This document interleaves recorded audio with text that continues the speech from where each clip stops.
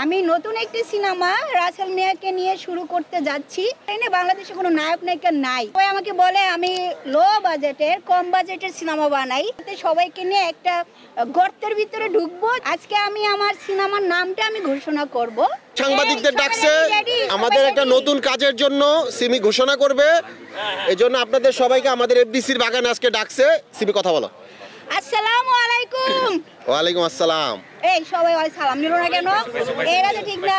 সবাই কেমন আছেন? আলহামদুলিল্লাহ। আমরা তো 2025 সাল শুরু হয়ে গেছে। তো আজকে হচ্ছে আমাদের হ্যাপি নিউ ইয়ার।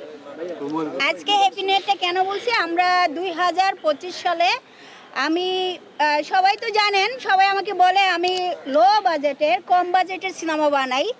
তো ইনশাল্লাহ আমি 10,000 টাকা বাজেট নিয়ে সিনেমা শুরু করতে যাচ্ছি।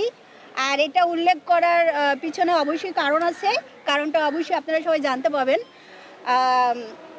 আমি নতুন একটি সিনেমা রাসেল মিয়াকে নিয়ে শুরু করতে যাচ্ছি। ইনশাল্লাহ আরও নায়ক নায়িকা আছে, এটার সাথে আরও অনেকেই আছে। আমাদের অমিত হাসান ভাই আছে, আরও অনেকেই আছে। আজকে আমি আমার সিনেমার নামটা আমি ঘোষণা করব। আর অনেক আগে থেকে একটা পরিকল্পনা ছিল যে আপনারা জানেন অনেক আগে আমার একটা ভুল মানুষ সিনেমা নিয়ে আমি অনেকগুলো গান টান করেছিলাম, কিন্তু আমি কাজটা এখনও করতে পারি নাই। কেন করতে পারি না? বাংলাদেশে কোনো নায়ক নায়িকা নাই। নায়ক নায়িকা বললি বাংলাদেশে নাই। তো অবশ্যই এটার পিছনে কারণ আছে। নাই কেন নাই?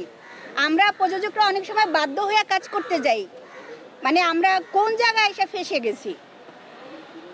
আজকে আমার নতুন সিনেমা, আমার ভুল মানুষ সিনেমাটা আমি পরে করব।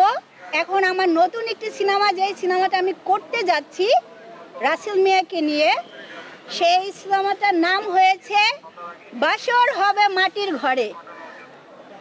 বলেন কেমন নামটা লাগে? সবার কাছে কেমন লাগছে বলেন? বাসর হবে মাটির ঘরে, খুব সুন্দর একটি গল্প। আমি গল্পটা অনেক সুন্দর করে মানে লেখাইছি।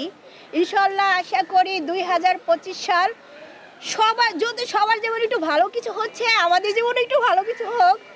তো এই আশা নিয়ে আজকে আমি সবাইকে ডাকলাম। তো ইচ্ছা ছিল যে শুটিং দিয়ে শুরু করে আমি মহরত করব, কিন্তু বাংলাদেশের অবস্থা এখন এত খারাপ, এফডিসির অবস্থাও এত খারাপ। আমাদের ইন্ডাস্ট্রির ভিতরে তো অনেক ধরনের প্রবলেম চলে, আপনারা তো জানেনই সবাই। তো ওই কারণে আর কি এখানে আমি শুটিংটা করতে চাচ্ছি না। কারণ আজকে যদি আমি শুটিং শুরু করি, কালকে দেখা গেছে নায়ক নায়িকা যাদেরকে আমি নিব, আরও আদার্স যারা আছে, তারা মনে করেন পরের দিন সবাইকে শিডিউল দিয়ে দিবে। তো পরের দিন আর আমি খুঁজে পাবো না। এই জন্য একসাথে সবাইকে নিয়ে একটা গর্তের ভিতরে ঢুকবো, যাতে ওখান থেকে কেউ বের না হতে পারে। ইনশাল্লাহ আমার শুটিংটা শেষ করে, ইনশাল্লাহ যদি আল্লাহর সাথে থাকেন, আপনাদের সবার যদি দোয়া থাকে আমার সাথে, ইনশাল্লাহ 2025 সালে বাসর হবে মাটির ঘরে। রাসেল ভাইয়া কিছু বলো। আচ্ছা, আমি